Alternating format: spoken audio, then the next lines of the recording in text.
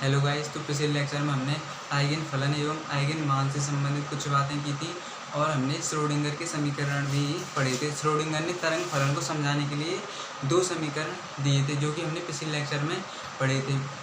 और first lecture में हमने ये पढ़ा था कि क्वांटम भौतिकी और चिरसम्मत भौतिकी में क्या क्या अंतर होते हैं।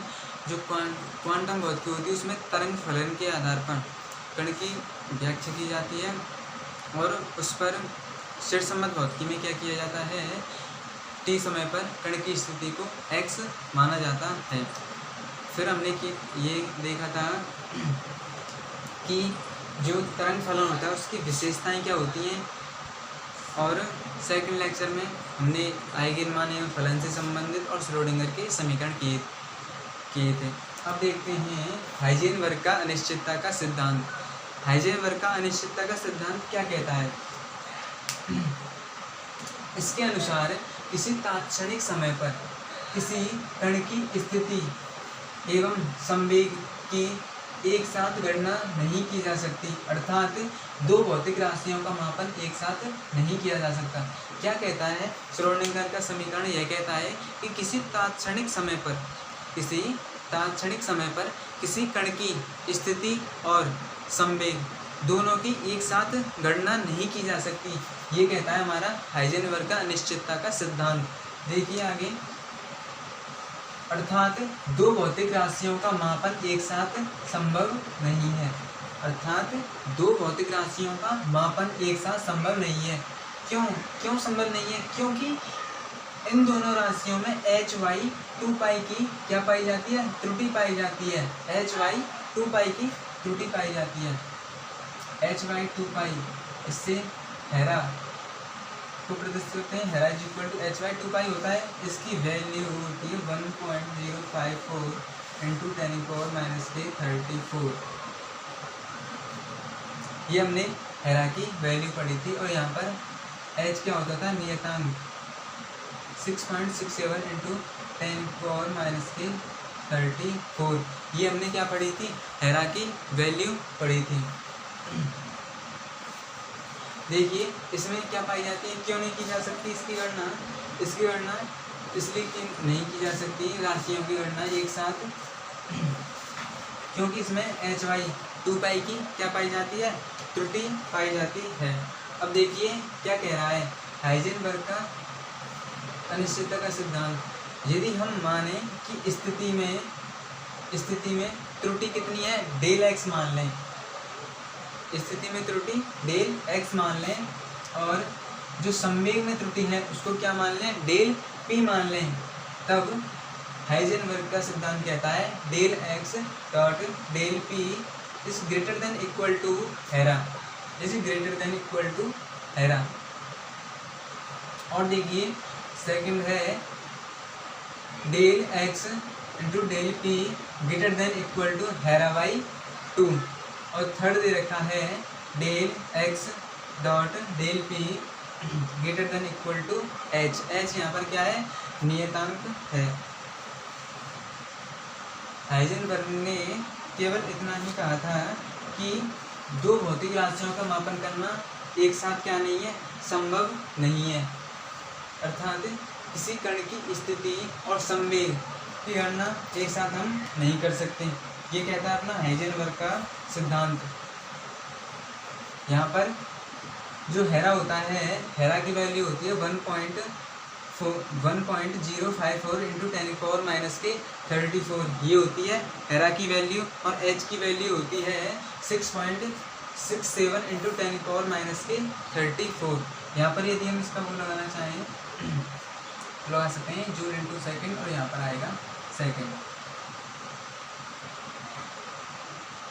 ओके, ये होती है हेरा की वैल्यू और ये होती है अपना नियतांक होता है। अब देखते हैं हम आगे हम देखेंगे कि बोसोन कण और फर्मी कण क्या होते हैं एवं इनमें अंतर क्या होते हैं। आप इसका स्क्रीनशॉट ले सकते हैं।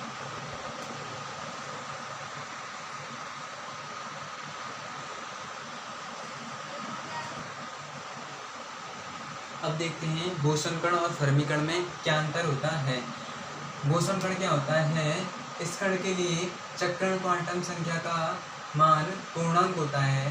बोसॉन के लिए जो चक्रण क्वांटम संख्या होती है उसका मान क्या होता है, पूर्णांक होता है। और बोसॉन कण के लिए जो साई आरटी की जो ज्यामिति होती है वह क्या होती है, सममित होती है। बोसॉन कण 1924 में आया था। और बोसॉन कण का जो अध्ययन होता है बोस-आइंस्टीन सांख्यिकी में किया जाता है। जो बोसॉन कण है वह पाउली के अपवर्जन सिद्धांत का पालन करता है। जो बोसॉन कण होता है वह पाउली के अपवर्जन सिद्धांत का पालन करता है। एग्जाम्पल देखते हैं, जैसे कि अल्फा, फोटॉन, ग्रेविटॉन, ये क्या हैं, बोसॉन कण होते हैं। बाद में हम एग्जाम्पल लेंगे और उसके बारे में देखेंगे कि ये बोसॉन कण है या फिर फर्मी कण है। अब देखते हैं फर्मी कण। जो फर्मी कण होते हैं वे उनके लिए जो चक्रण क्वांटम संख्या का मान होता है वह विषम अर्धपूर्णांक होता है। इसमें बोसॉन कण में क्या होता है, इनका मान क्या होता है, पूर्णांक होता है। लेकिन जो फर्मी कण होते हैं इनके लिए जो चक्रण क्वांटम संख्या का मान होता है वह विषम पूर्णांक होता है। जैसे कि s = 1/2, 3/2, 5/2। और सेकंड ये है कि जो कण की जो ज्यामिति होती है वह असममित होती है। इधर क्या होती है, बोसॉन कण में तो ये सममित होती है, लेकिन फर्मी कण होता है उसमें जो इसकी ज्यामिति होती है वह असममित होती है। और जो फर्मी कण है वह 1926 में आया था। इसका अध्ययन फर्मी डीराक सांख्यिकी में किया जाता है। यह पाउली के अपवर्जन सिद्धांत का पालना करता है। और एग्जाम्पल है इलेक्ट्रॉन, न्यूट्रॉन और प्रोटॉन। देखिए इसमें कुछ भी नहीं दे रखा। जो बोसॉन कण है उसमें जो ज्यामिति होती है वह सममित होती है। और इधर जो फर्मी कण है उसमें जो ज्यामिति होती है वह असममित होती है। और जो बोसॉन की चक्रण क्वांटम संख्या है उसका मान होता है वह पूर्णांकों में होता है। और फर्मी कण होता है चक्रण क्वांटम संख्या का मान विषम अर्धपूर्णांकों में होता है। फर्मी कण की जो चक्रण क्वांटम संख्या होती है उसमें। और जो बोसॉन कण है वह 1924 में आया था। और जो फर्मी कण है 1926 में आया था। और क्या कहता है कि बोसॉन कण का जो अध्ययन होता है वह बोस-आइंस्टीन सांख्यिकी के अनुसार किया जाता है। और जो फर्मी कण है वह फर्मी डीराक सांख्यिकी में उसका अध्ययन किया जाता है। फर्मी कण पाउली के अपवर्जन नियम की पालना करता है। और जो ये होता है बोसॉन कण, यह पाउली के अपवर्जन नियम की पालना नहीं करता है। बोसॉन कण में जैसे कि अल्फा है, फोटॉन है और ग्रेविटॉन है। और फर्मी कण में है इलेक्ट्रॉन, न्यूट्रॉन और प्रोटॉन। अब देखिए कि इनकी हम किस प्रकार से पहचानेंगे। यदि हमारे लिए कोई भी दे रखा है कण, जैसे कि अल्फा कण दे रखा है 2He4, हम किस प्रकार से इन्हें पहचानेंगे वो देखते हैं। इसकी यदि आपको पहचान करनी है तो इसके लिए एक ट्रिक है। यदि इलेक्ट्रॉन, न्यूट्रॉन और प्रोटॉन इन तीनों का योग यदि सम आए तो वह कौन सा कण है, बोसॉन कण है। इलेक्ट्रॉन, न्यूट्रॉन और प्रोटॉन इनका मान क्या है, सम आए तो वह क्या है, बोसॉन कण है। और नहीं तो वो क्या है, फर्मी कण है। ओके। अब 2He4 है, इनके लिए न्यूट्रॉन, इलेक्ट्रॉन और प्रोटॉन का जो योग है वह सम संख्या आ रहा है, तो ये क्या है, बोसॉन कण होगा। और यदि कोई भी एग्जांपल दे रखा है आपके लिए तो आप उसके न्यूट्रॉन, इलेक्ट्रॉन और प्रोटॉन का योग कर देंगे। और यदि वह सम आए तो वह बोसॉन कण है। और यदि उसका मान विषम आए तो वह क्या है, फर्मी कण है। ये है बोसॉन कण और फर्मी कण को निकालने की ट्रिक। आपके लिए उसमें दे रखा होगा कोई भी एग्जांपल, कोई भी, जैसे कि और भी दे सकता है, वह ऑक्सीजन भी दे सकता है। आपको कुछ भी नहीं करना होता है। उसमें इलेक्ट्रॉन, न्यूट्रॉन और प्रोटॉनों की संख्या देखनी है आपको। ऑक्सीजन जैसे कि 8 4 16 ये होता है। इसमें भी आपको कुछ नहीं करना है, इसमें भी आपको वही चीज़ें देखनी है जो कि हीलियम में देखनी है। मतलब कि न्यूट्रॉन, इलेक्ट्रॉन, न्यूट्रॉन और प्रोटॉन का क्या करना है, अपने को योग करना है। समाई, यदि समाई तो बोसोन कण है, नहीं तो वो क्या है, फर्मी कण है। अब हम देखते हैं कि कृष्ण का प्रभाव क्या होता है। कृष्ण का प्रभाव को समझेंगे। आप इसका स्क्रीनशॉट ले लें।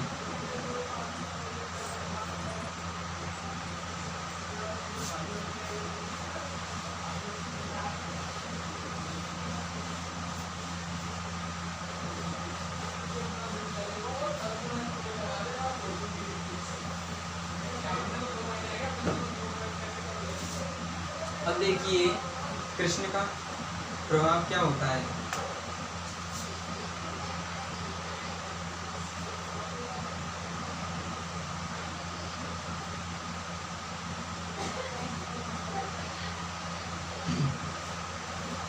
कृष्ण का प्रभाव क्या होता है।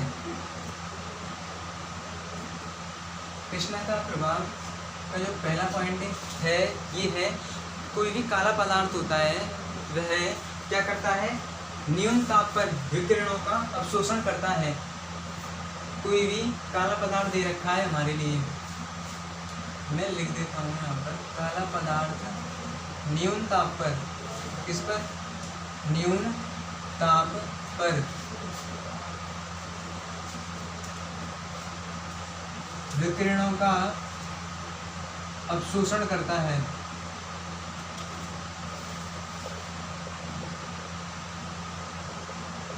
ताप जब क्या होगा, न्यूनतम होगा, तो ये क्या करेगा, न्यून ताप पर विकिरणों का उत्सर्जन करेगा।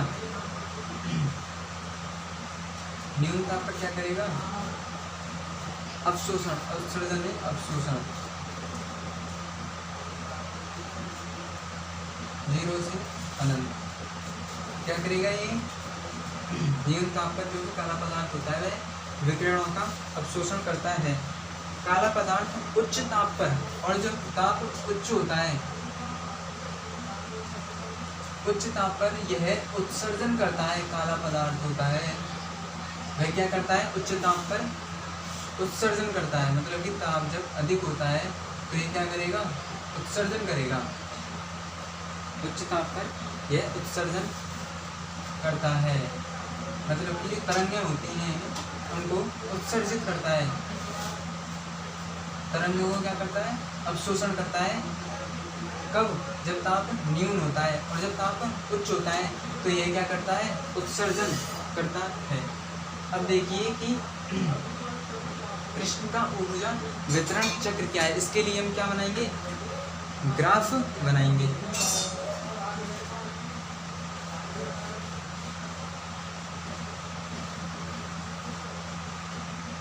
देखिए कृष्ण का वितरण चक्र,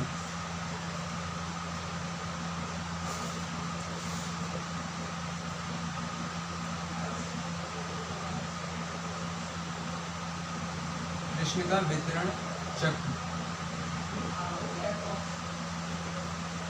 अब देखिए इसमें हम क्या करेंगे, ताप के मध्य और एनर्जी के मध्य क्या करेंगे, ऊर्जा के मध्य हम ग्राफ खींचेंगे। तो इसके लिए ग्राफ इस प्रकार से आता है।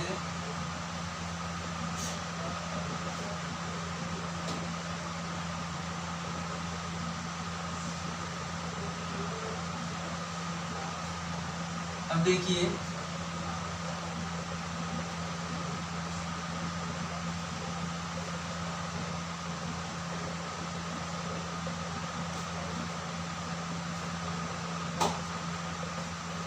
ये है ग्राफ, यहाँ पर ये हम तरंग दैर्घ्य ले रहे हैं। तरंग दैर्घ्य और ऊर्जा के मध्य ग्राफ बना रहे हैं। क्यों, जो काला पदार्थ होता है वह निम्न ताप होता है, तो वह तरंगों को क्या करता है, अवशोषित करता है और ताप उच्च होता है तो वह क्या करेगा, उत्सर्जित, तरंगों क्या करेगा, उत्सर्जित करेगा। कृष्ण का वितरण चक्र में क्या होता है, देखिए यहाँ पर है T1, ये है T2, T3 और T4। यहाँ पर दिख नहीं रहा होगा इसलिए मैं बोल रहा हूँ, ये यहाँ पर T1 है, T2, T3 और T4 है। यहाँ पर इस बिंदु पर ये क्या है अपना E1, E2, E3 और E4। इस बिंदु पर होगा वह ई लैम्बडा का जो मान होगा, ई लैम्बडा किसको प्रदर्शित करना है, ऊर्जा घनत्व को, वह क्या होगा, मैक्सिमम होगा। किस वाले बिंदु पर, इस वाले बिंदु पर क्या होगा, मैक्सिमम होगा ई लैम्बडा का मान। ई लैम्बडा यहाँ पर क्या है, ऊर्जा घनत्व,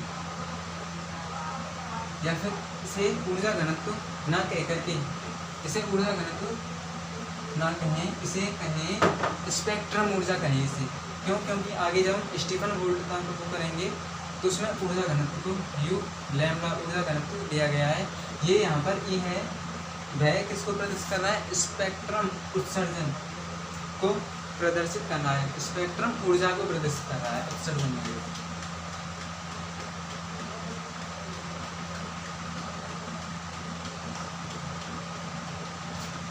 ई लैम्बडा किसको प्रदर्शित कर रहा है, स्पेक्ट्रम ऊर्जा को, और जो लैम्बडा है वह तरंग दैर्ध्य को प्रदर्शित कर रहा है।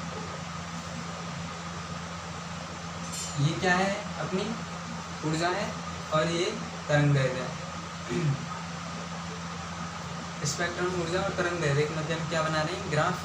तो देखिए यहाँ से और यहाँ तक मान क्या है, बढ़ता जाता है, और यहाँ से यहाँ तक क्या है, घटता जाता है। अब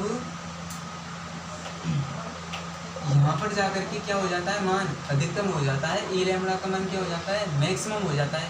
लेकिन फिर ये मैक्सिमम होने के बाद घटता चला जाता है। देखिए ये मैक्सिमम होने के बाद क्या हो रहा है, घटता चला जाता है।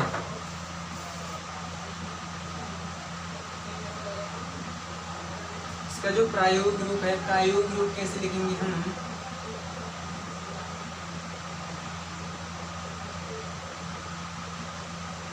जो ई लैम्बडा का जो मान होता है डी ताप के क्या होता है, समानुपाती होता है। जैसे जैसे ताप बढ़ रहा है ई लैम्बडा का मान भी क्या हो रहा है, बढ़ता जा रहा है। ई लैम्बडा का मान किसके समानुपाती होता है, ताप के समानुपाती होता है। और यह क्या होता है, सतत होता है। यह क्या हो रहा है, सतत रूप से क्या हो रहा है, बढ़ता जा रहा है। और स्टीफन और बोल्ट्जमान ने क्या कहा था, स्टीफन ने कहा था, स्टीफन और बोल्ट्जमान ने ये कहा था जो ई का मान होता है वह ताप के 4 घात के क्या होता है, समानुपाती होता है। यह कहा था स्टीफन एवं बोल्ट्जमान ने कहा था कि जो ऊर्जा का जो मान होता है, स्पेक्ट्रम ऊर्जा का मान होता है वह ताप की 4 घात के समानुपाती होता है। ये स्टीफन ने और बोल्ट्जमान ने कहा था। अब देखिए कि मैक्सिमम के बाद हम ताप को और बढ़ाएंगे, लेकिन जो स्पेक्ट्रम ऊर्जा का मान है क्या हो रहा है, यहाँ से निरंतर गिरता जा रहा है, मतलब कि सतत रूप से गिरता जा रहा है। पहला नियम ये, पहला पॉइंट ये है अपना, ई लैम्बडा प्रोपोर्शनल होता है ताप के। और अगला पॉइंट है कि ये होता है सतत रूप से। और स्टीफन कह रहा है कि जो ई का मान होता है प्रोपोर्शनल होता है टी की पावर 3 की 4 घात के क्या होता है, प्रोपोर्शनल होता है। ओके, अब देखते हैं हम स्टीफन व बोल्ट्जमान का जो नियम है वो क्या कहता है। आप इसका स्क्रीनशॉट ले लें। कृष्ण का प्रभाव, कृष्ण का प्रभाव क्या है, कृष्ण का प्रभाव कुछ भी नहीं है। इसमें यदि कोई काला पदार्थ होता है तो यदि कोई काला पदार्थ होता है वह न्यून ताप पर ऊर्जा को अवशोषित करता है और अधिक ताप पर उच्च ताप पर वह ऊर्जा का उत्सर्जन करता है। यह है आपका कृष्ण का प्रभाव।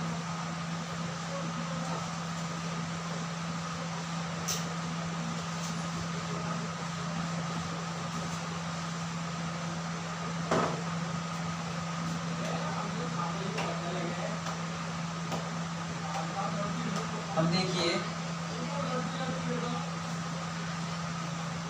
जब हमने ग्राफ बनाया था अभी, तो वो इस प्रकार से था। E का मान T4 था। जब हम ताप को निरंतर रूप से बढ़ा रहे हैं,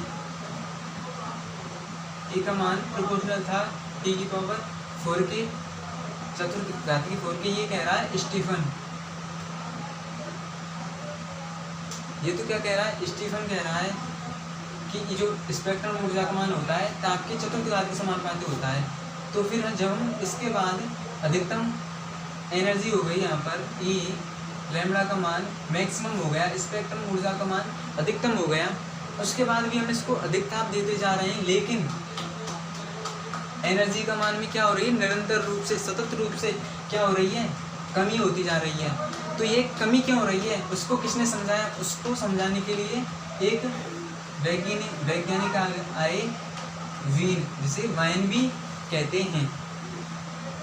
वाइन, अब वाइन क्या कह रहा है, वाइन क्या कह रहा है वो देखते हैं। वाइन ये कहता है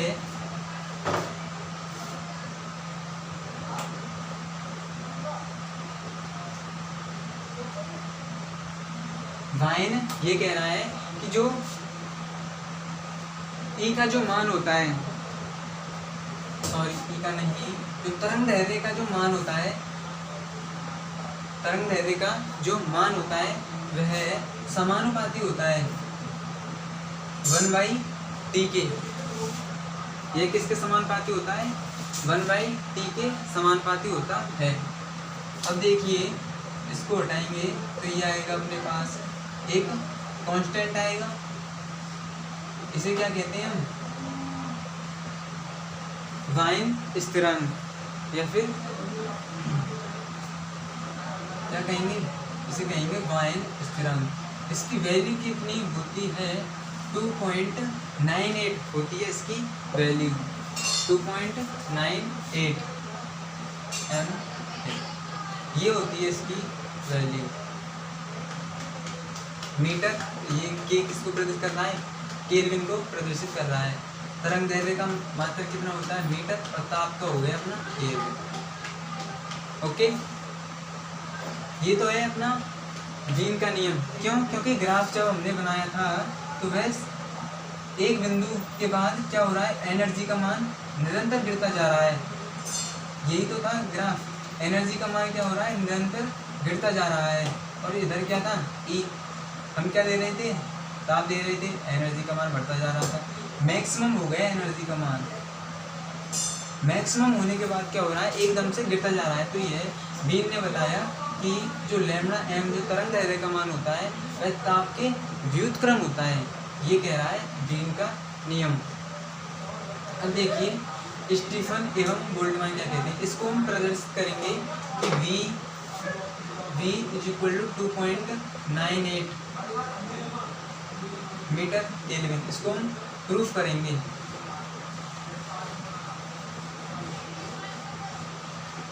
लेकिन अभी हम देखते हैं, इस लेक्चर में हम देखते हैं,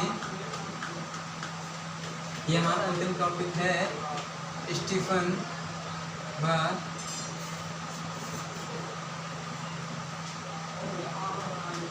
बोल्ट्जमान का नियम। ओके,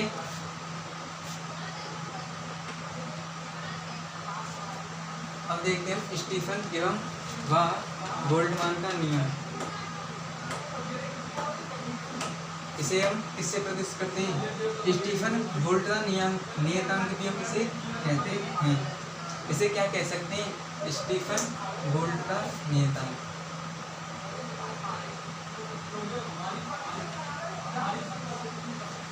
स्टीफन बोल्ट का नियतांक को किससे प्रदर्शित करते हैं? सिग्मा से प्रदर्शित करते हैं। अब देखिए कि स्टीफन बोल्ट का नियतांक क्या है। यहाँ पर फर्स्ट पॉइंट है, दो पार्ट कर लेते हैं इसमें। पूरा क्या दे रखा है अपने पास? डेरिवेशन है। क्या कहता है कि कृष्ण का ऊर्जा वितरण चक्र में जो स्पेक्ट्रम उत्सर्जन क्षमता होती है वह ताप के चतुर्थ घात के समानुपाती होती है।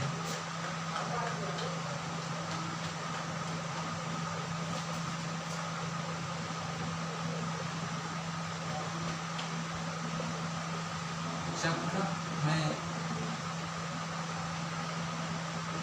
स्पेक्ट्रम उत्सर्जन, स्पेक्ट्रम ऊर्जा का मान, स्पेक्ट्रम ऊर्जा का मान E का मान होता है वह ताप के चतुर्थ घात के समानुपाती होता है। मतलब कि मैक्सिमम E मैक्सिमम का मान समानुपाती होता है किसके? ताप के। अब यदि हम इसको हटाएंगे तो यहाँ पर क्या आएगा? एक नियतांक आएगा जिसे कहते हैं सिग्मा। ओके, इसे क्या कहेंगे? सिग्मा। अब देखिए आप दूसरा पॉइंट ये है कि स्टीफन बोल्ट्जमान के अनुसार जो स्पेक्ट्रम ऊर्जा है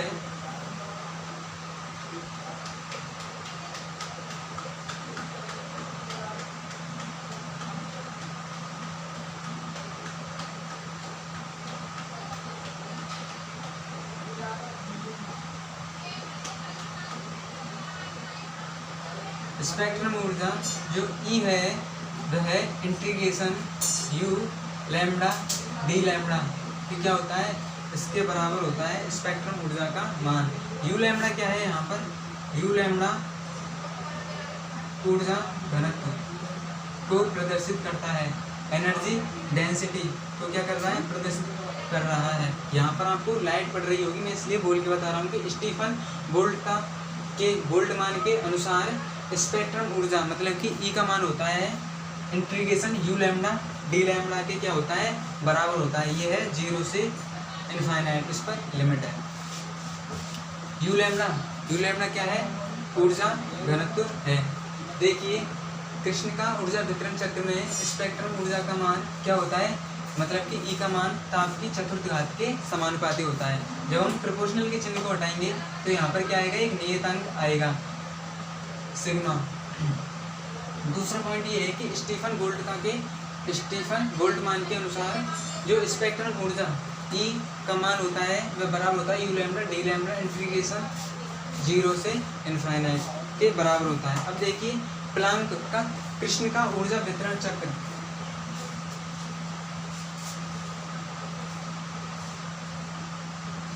कृष्ण का ऊर्जा वितरण चक्र में प्लांक के कृष्ण का ऊर्जा वितरण चक्र में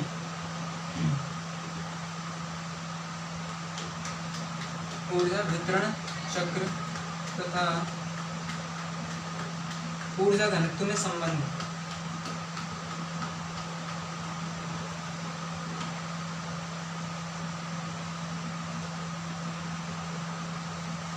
प्लांक कृष्ण का ऊर्जा वितरण चक्र तथा ऊर्जा घनत्व में संबंध क्या होता है? ये संबंध होता है E = UC/4। U यहाँ पर ऊर्जा घनत्व ही है और जो C है वह प्रकाश का वेग है। जो C है वह प्रकाश का वेग है, U है ऊर्जा घनत्व, y/4 ये क्या है? प्लांक की कृष्ण का ऊर्जा वितरण चक्र एवं ऊर्जा घनत्व में संबंध है E = UC/4। अब देखिए U लैम्डा डी लैम्डा का की जो वैल्यू होती है प्लांक के विकिरण सूत्र से, U लैम्डा डी लैम्डा, जो ये लैम्डा है ये रहे यू के सफिक्स में है। ओके,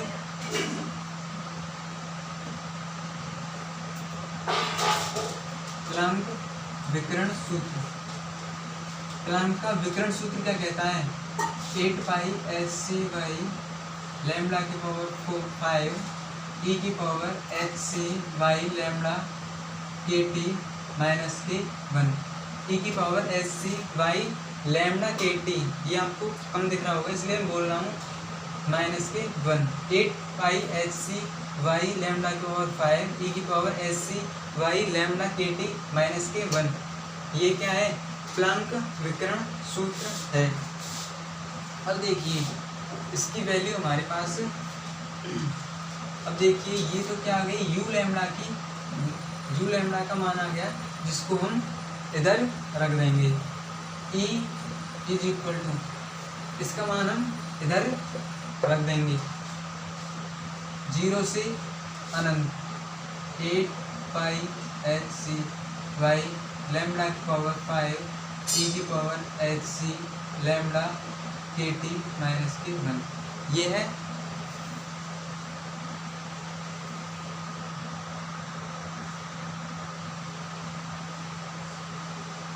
लैम्डा की पावर 5 ई की power H C Y lambda के टी माइनस के 1।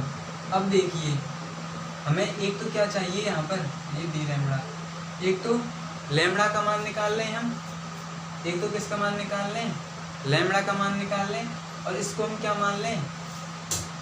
एच सी लैम्डा के टी को क्या मान लें हम? एक्स मान लें, तो हमारे लिए क्या हो जाएगा? ये आसान हो जाएगा।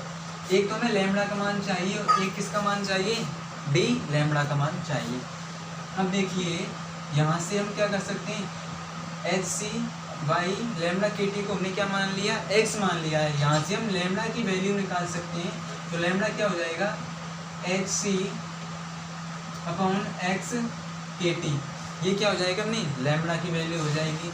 और यहाँ से हम यदि अवकलन कर दें लैम्डा का एक्स के सापेक्ष, एक्स के सापेक्ष अवकलन कर दें तो एच सी के टी 1/x का अवकलन करेंगे तो माइनस के 1 अपॉन एक्स स्क्वायर, ये होता है।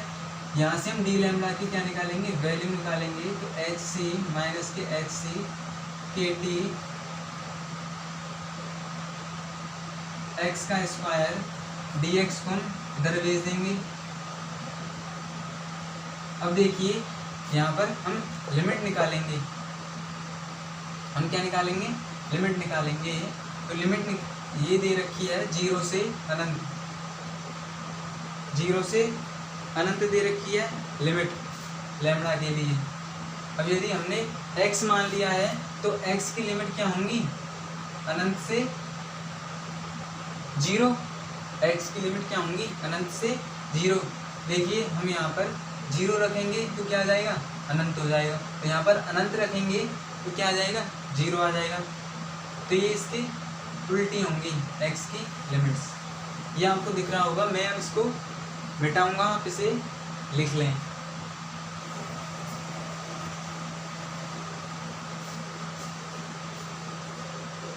ये आपको याद रखने ही अभी काम आएंगे।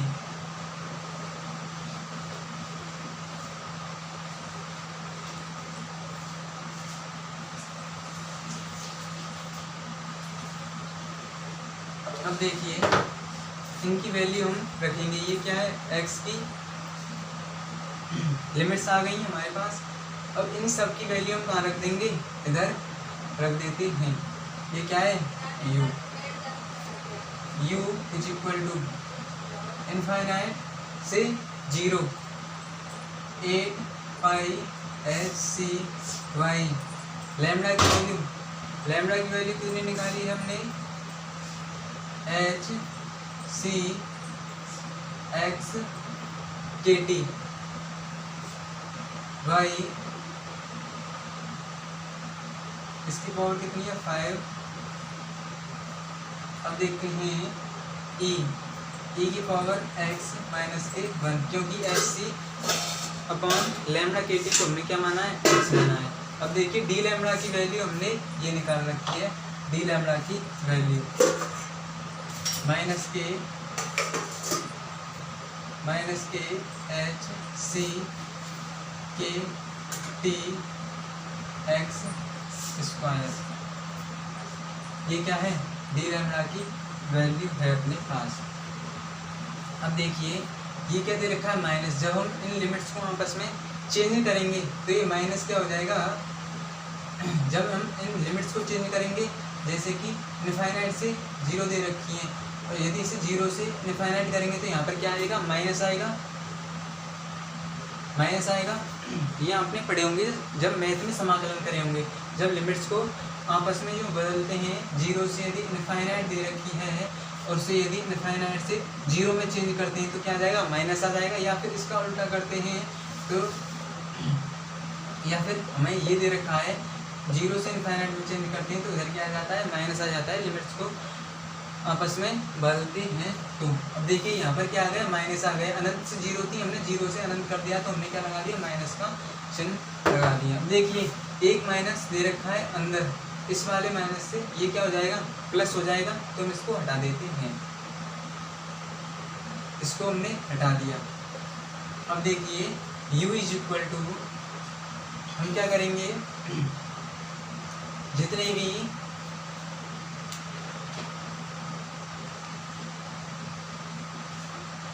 भी हमारे लिए कांस्टेंट वैल्यू दे रखी है, अचर मान है, ये यहाँ पर क्या आएगा, dx और है, इधर क्या आएगा dx, क्योंकि dx हमने इधर भेजा था, यहाँ पर क्या है dx और है। जितनी भी अचर वैल्यू हैं हम उनको क्या कर लेंगे, बाहर निकाल लेंगे, 2πhc। देखो लैम्बडा की पावर 5 दे रखी है, इसमें से 1 एक पावर ये गई hc और एक ये रही, तो इसमें कितनी बचेंगी, 3 बचेंगी, h की पावर 3 c की पावर 3। अब देखिए x k और t ये कहाँ जाएंगी, ऊपर जाएंगी, तो k की पावर 5 t की पावर 5 x की power 5 k t x square e की पावर x माइनस के 1। अब देखिए यहाँ से k और t को, यहाँ से k और t को जब हम हटाएंगे, यहाँ से k और t को हटाएंगे, इससे काट देंगे तो यहाँ पर कितनी घात बचेगी, 4 घात बचेंगी यहाँ पर, ये आपकी समझ में आ गया होगा। और यहाँ पर 2 से x की पावर 2 दे रखी है, ऊपर दे रखी है x की पावर 5, तो ये कितनी रह जाएगी, x की पावर 3 रह जाएगी, ये हट जाएगी यहाँ से। ओके, ये आपकी समझ में आ गया होगा। अब देखिए u इज इक्वल टू, आप सभी मैथ के स्टूडेंट हैं तो ये आपकी समझ में आ गया होगा, 0 से अनंत, ये हमने क्या लगा दी, लिमिट लगा दी, 8π k की पावर 4 t की पावर 4 1 h की पावर 3 c की पावर 3। जब हम इसका अवकलन करेंगे, इसका अवकलन कितना आएगा, आप सभी मैथ के स्टूडेंट हैं तो आप इसका अवकलन आसानी से कर सकते हैं। इसका अवकलन आएगा पाई की पावर 4/15, या फिर आप फिजिक्स के पेपर में इसकी वैल्यू डायरेक्ट लिख के आ सकते हैं, आपके नंबर कोई भी नहीं काटेगा। जब हम इसका समाकलन करेंगे और लिमिट लगाएंगे 0 से अनंत, तो इसकी वैल्यू कितनी आएगी, पाई की पावर 4/15, ये इसकी क्या आएगी, वैल्यू आएगी। अब देखिए u इज इक्वल टू 8/15, ये लिख लिया अपन ने, t की पावर 4 h की पावर 3 c की पावर 3। अब देखिए लैम्बडा की पावर 4, इधर क्या है, लैम्बडा की पावर 1, तो इधर क्या हो जाएगी, लैम्बडा की सॉरी पाई की पावर 1 लैम्बडा की पावर 4, तो कितनी, सॉरी पाई की पावर 4, तो यहाँ पर कितनी हो जाएगी, पाई की पावर 5 हो जाएगी। अब देखिए हमने एक संबंध निकाला था, क्या था हमारे पास, एक संबंध था। संबंध क्या था, इधर से मैं मिटा रहा हूं,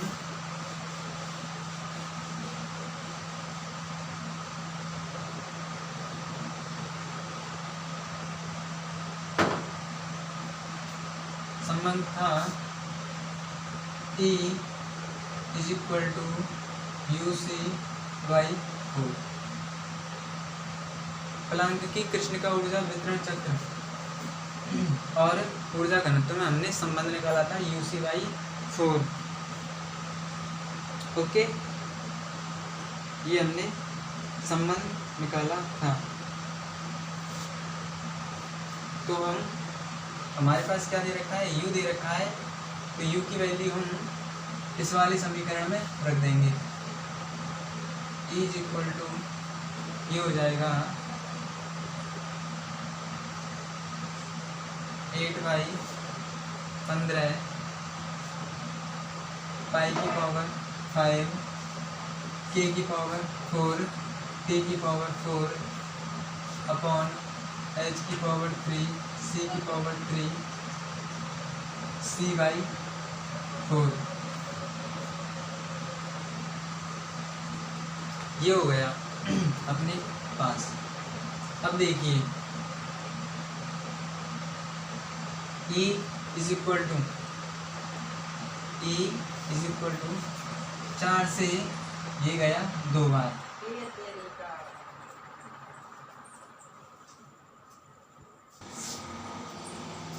देखिए यहाँ पर 4 से 8 कर जाएगा 2 बार, ये कितना बचा 2/15 पाई की पावर 5 k की पावर 4 h की पावर 3 c से 1 से उड़ जाएगा, तो यहाँ पर कितना बचेगा, c का स्क्वायर बचेगा, c का क्या बचेगा, स्क्वायर बचेगा, और इधर बचेगा t की पावर 4। अब देखिए जो सिग्मा की वैल्यू होती है वह होती है 2/15 पाई की पावर 5 k की पावर 4 h की पावर 3 c का स्क्वायर, ये होती है अपने पास सिग्मा की value.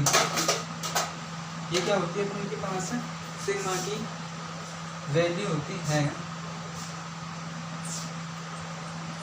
E is equal to, ये है अपन के पास सिग्मा की वैल्यू, तो यहाँ पर हम क्या रखेंगे, सिग्मा का मान रख देंगे t की पावर 4। ये आ गया स्टीफन बोल्ट्जमान नियतांक अपन के पास। ये आपके समझ में आ गया होगा, ये बहुत ही डिफिकल्ट था। इसमें हमने 4 पॉइंट याद रखने हैं। पहला पॉइंट ये है कि स्पेक्ट्रम ऊर्जा में संबंध दिया था स्टीफन और बोल्ट्जमान ने कि वह ताप की मतलब कि T के चतुर्थघात के समानुपाती होता है। उसको हटा दें तो एक नियतांक आता है, इसे हम क्या कहते हैं, सिग्मा कहते हैं। और सेकंड पॉइंट ये था कि स्पेक्ट्रम प्लांक की स्पेक्ट्रम ऊर्जा का जो मान होता है वह 0 से इंटीग्रेशन 0 से infinite u lambda D lambda के बराबर होता है। एक था प्लांक